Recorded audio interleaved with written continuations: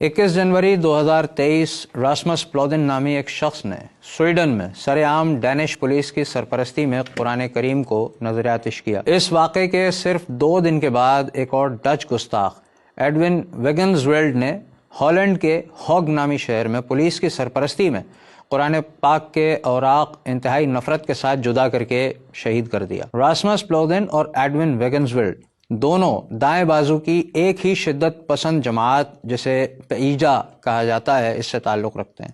اس شدت پسند تنظیم کا مکمل نام patriotic Europeans against the Islamization of the West ہے۔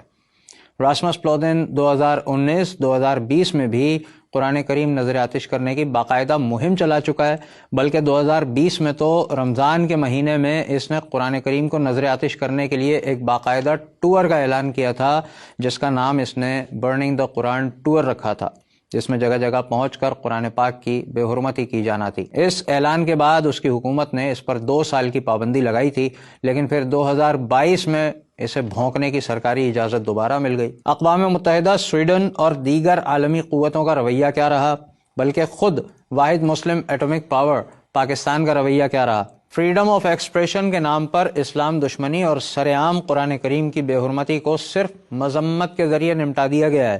اقوام متحدہ کی نظر میں بھی یہ دہشت گردی نہیں ہے۔ ہاں، امریکہ، اسرائیل، ڈنمارک اور ہالینڈ کا جھنڈا اگر جلا دیا جائے تو اس پر دہشت گرد قرار دیا جا سکتا ہے، لیکن قرآن کریم کو نظر آتش کرنا فریڈم آف ایکسپریشن ہے۔ ہم مسلمان بہت بے غیرت ہو چکے ہیں، صرف مذمت سے کام چلاتے ہیں۔ ہمیں اپنی غلام حکومت کو کچھ کہنے کا بھی اختیار نہیں ہے۔ ہم اسے بھی مجبور نہیں کر پاتے کہ سویڈن اور ڈنمارک کے سفیروں کو نکالا جائے، اور وہ نکالیں گے بھی نہیں، کیونکہ گورا ناراض ہو جائے گا۔ اور ہمارے حکمرانوں کی نظر میں رازق تو گورا ہے۔ جس رازق کا ذکر قرآن میں ہے اس سے واسطہ ہوتا تو تکلیف بھی ہوتی۔ صرف مذمت کر دی کافی ہے۔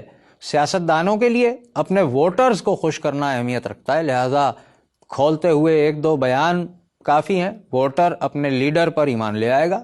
جس نبی پر ایمان لانا ہے اس کا ذکر تو قرآن میں ہے، اور اسے کوئی جلائے یا پھاڑ دے، مذمت کافی ہے۔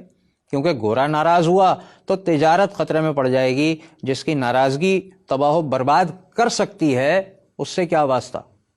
اور اگر ہم احتجاج کریں تو فیس بک بھی پابندی لگائے گا، یوٹیوب بھی ہماری ریٹنگ کم کر دے گا، بلکہ اگر گستاخ ممالک کے سفارت خانوں کا گھیراؤ پرامن احتجاج کے لیے بھی کرنے کا کہا جائے تو ہماری اپنی پولیس کی گولیاں ہمارا استقبال کریں گی، کیونکہ ہمارے حاکموں کا ایمان تو یورپ پر ہے۔